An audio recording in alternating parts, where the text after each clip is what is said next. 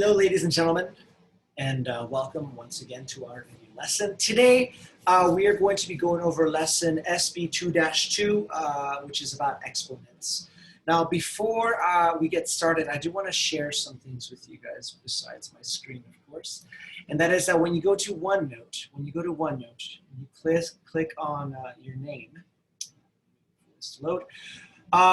Notice that we have the 4 tabs. We have warm-ups, which we know about. We have the classwork, where you will find the actual textbook for today, which is 2-2 exponents. The place where you will be posting a picture of your notebook, which you must be doing. And that's fine. But also notice that there's a tab that says notes. And they're numbered 1 through 6. Each number refers to each lesson, ladies and gentlemen. And so, for example, today's lesson, this is my literal notebook. Okay, so that if you, for some reason, miss the notes or I'm going too fast, you can go back here and copy whatever it is that you missed. And so I hope that's useful. Also, if you're absent, I hope that's also useful for you. All right, anyway, so let's get started. And let's begin by copying down the heading for today. So today, the heading is, make it a little bigger. We are going to be doing SB2-2 exponents, which you will find in page 30 through 32, which I already gave you on OneNote. Today is September 2nd. Can you believe that? And this is our 6th lesson, so make sure you write a big number 6 here on top to show this is our 6th lesson. Technically, the only ones you have to do for homework are numbers 9A through 9J. So 9A, 9B, 9C, D, E, F, G, H, I, J. So that's 10 problems. However, in class, we'll try to do some between 1 through 6. And so I encourage you to pause this video and to copy this down. Again, these notes are available on OneNote, where I just showed you.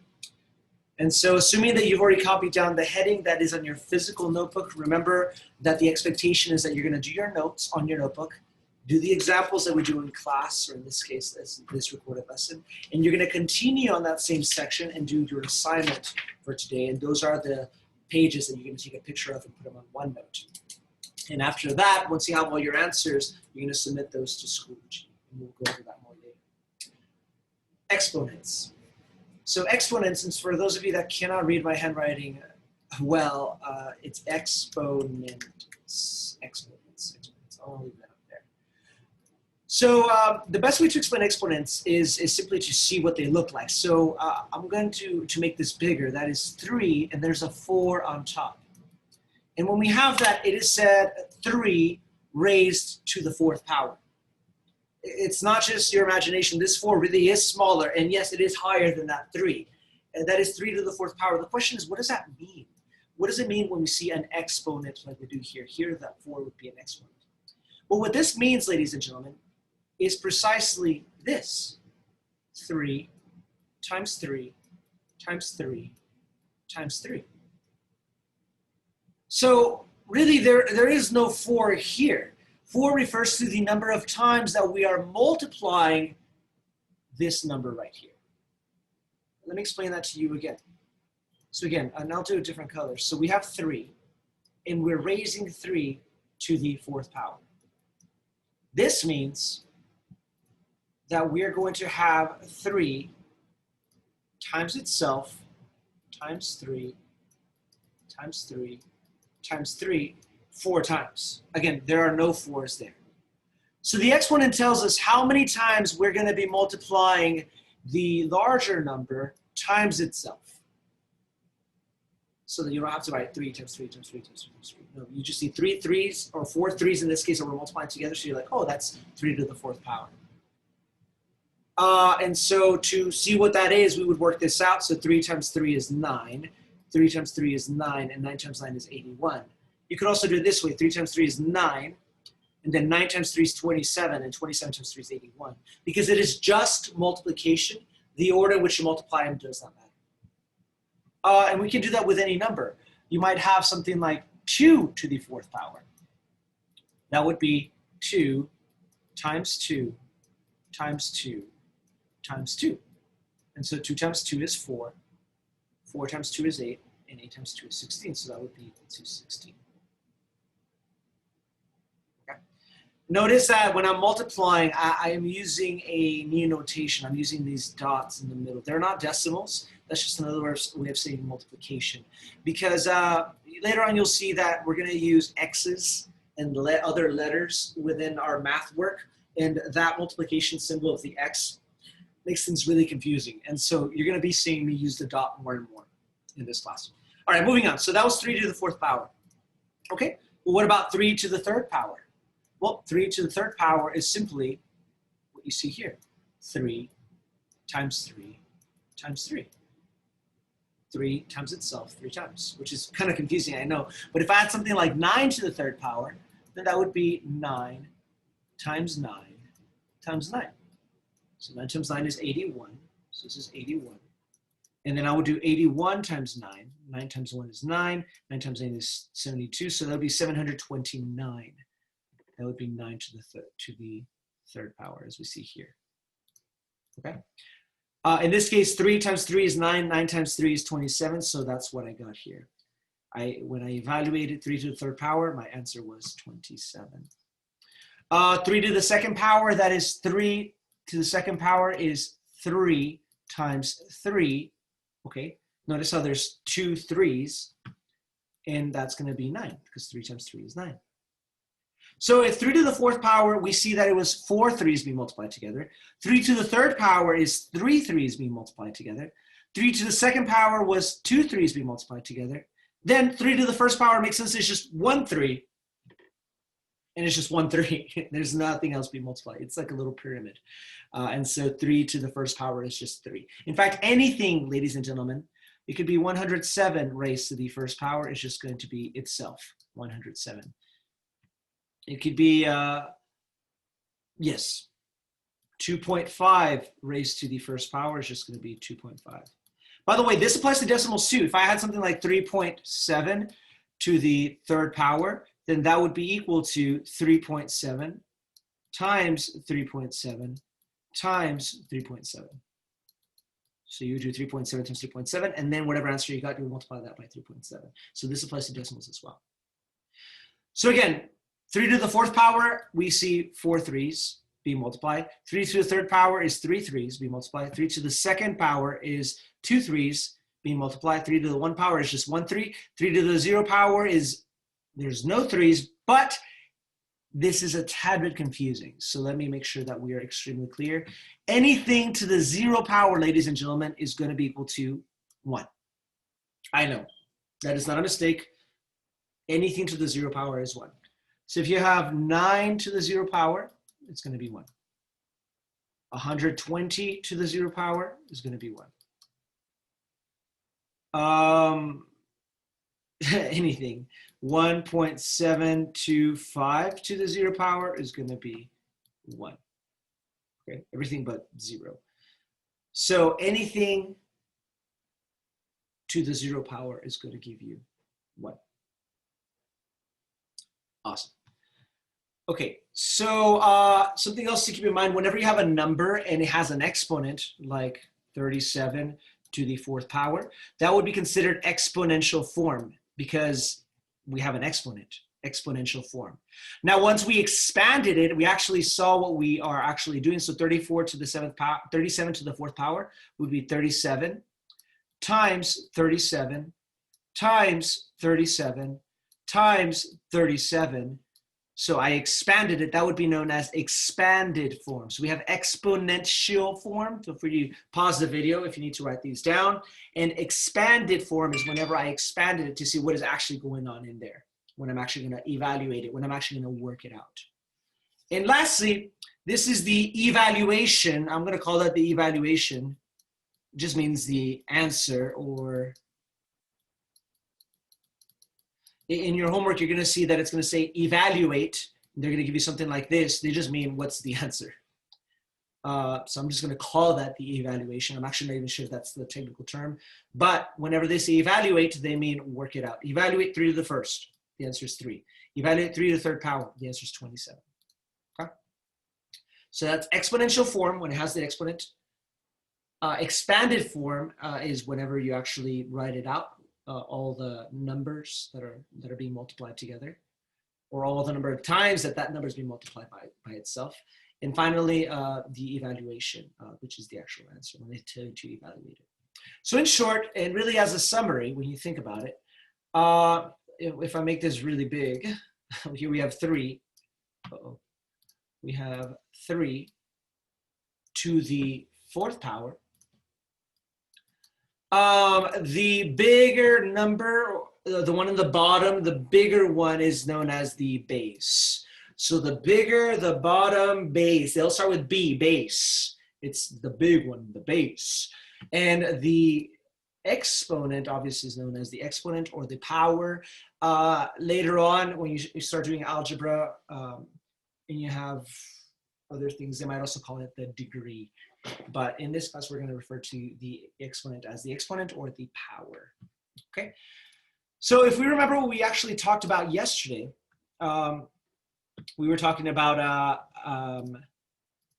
prime factorization. When we start with a composite number and we broke it down into its prime numbers, right? And so without going all the way to the prime numbers first, we know that 64 can be expressed as 8 times 8, right? But wait, am I not multiplying 8 times itself? 8 times 8? So technically, I could express 8 times 8 as 8 to the 2nd power. 8 to the 2nd power, because I'm multiplying 8 times himself. Now, please don't be like, oh, that's 2 8s, so it's going to be 8 to the 8th power. That is incorrect, because this would actually be 8 times 8 times 8 times 8 times 8 times 8 times 8 times 8, which would be a huge number. This is not what is going on over here. That is not what is going on over here. Right here is just 8 times 8. There are 2 8s that are being multiplied together. This is what this is. So 64 is 8 times 8. 8 times 8 is the same thing as 8 raised to the 2nd power. It would be correct to say that 8 to the 2nd power is equal to 64. Okay. If we keep going, we can see that 8 can be divided into 4 times 2, and 2 is already a prime number. And again, 8 can be 2 times 4, so 2 is a prime number. And the 4 is 2 and 2, both of which are prime, obviously. And the 4, again, is 2 and 2. Notice how there are no other numbers that are not prime. So 2 times 2 times 2 times 2 times 2 times 2, that is equal to 64. You don't believe me? 2 times 2 is 4. 4 times 2 is 8. 8 times 2 is 16. 16 times 2 is 32. 32 times 2 is 64. All right. So in essence, we have 2 times 2 times 2 times 2 times 2 times 2. Now notice how long it took me to write that and to even say that and to be confident that I wrote it down correctly. So 2 times 2 times 2 times 2 times 2 times 2. Another way to say that, guys, is simply 2 to the 6th power. Anytime I am repeatedly multiplying a number times itself, I can just put that number raised to the power, raised to the number of times that I am repeating. So it would be correct to say, as I'm doing over here, that 2 raised to the 6th power is equal to 64. Okay? Moving on. Moving on to the 2nd page of my notes. There we go. Make this bigger for us. You can see my cat's shadow right there. Okay, now let's talk about some special cases. Some special cases that you will definitely encounter. These are actually very, very, very common, and I don't want you to get confused about them. Here we have 5 raised to the 2nd power, right? And I just wrote it down here. 5 raised to the power of 2 or 5 raised to the 2nd power. Anytime, guys, that you have something raised to the power of 2, firstly, let's realize that this is the same thing as 5 times 5, right? Which, of course, is equal to 25. But anytime we have something raised to the power of 2, instead of saying raised to the power of 2, you can just say squared. Squared. Just like I did right here. 5 squared is what you would say. So if I say, what is 5 squared? I'm literally saying, what's 5 to the power of 2, which you could say is 25, because that's 5 times 5. If I said 7 squared, then I'm saying 7 squared. Literally, instead of saying 2, when I see the 2 as an exponent, I'm going to say squared. I do that almost naturally now. That's just what comes to mind. You just need to know that that is true. And later on, we will talk about as to why that is true. But it's actually a pretty interesting reason. But for now, just understand that whenever I say something like, what is 2.5 squared? I'm literally saying, what is 2.5 raised to the second power, which is the same thing as 2.5 times 2.5. And you would actually work that out. So anytime you see a number 2 or something raised to the power of 2, we say squared. Similarly, ladies and gentlemen, whenever you see whenever you see something, in this case, let's go back to 5, whenever we see something raised to the third power, instead of saying 5 raised to the third power, which is correct, or 5 to the power of 3, which again is correct, we say 5 cubed. So as soon as I see the number 3, 5 being raised to the third, it is cubed, which again, this is the same thing as 5 times 5 times 5, which is equal to 5 times 5 is 25, times 5 is 125. So 7 cubed would be 7 times 7 times 7. 3.1 cubed would be 3.1 times 3.1 times 3.1. If I have 8 times 8 times 8, I can write it as 8 cubed, or 8 to the third power. So just be able to recognize those special cases, ladies and gentlemen. Okay, so as a few more examples, I want to show you, so again, your assignment, which I'm going to go to it right now. Let's go to OneNote. We go to our actual assignment, we go to classwork, go to 2-2, and I've written on it some, but that's fine. Let me erase some of this stuff so as to not confuse you. Okay, now remember, your actual assignment is going to be in the last page that I gave you, and it's going to be just number 9, not all of 9, but it is going to be number 9, and you're going to be doing number 9 letters A through J. So just everything above this line. So we're going to do A, B, C, D, E, F, G, H, I, J. Okay, so that's the homework. That's what, whenever you go to Schoology and you're going to submit, it's only going to ask you about those 10 questions. But leaving that behind, I do want to go over some examples that we find here, like what we find in number 1A.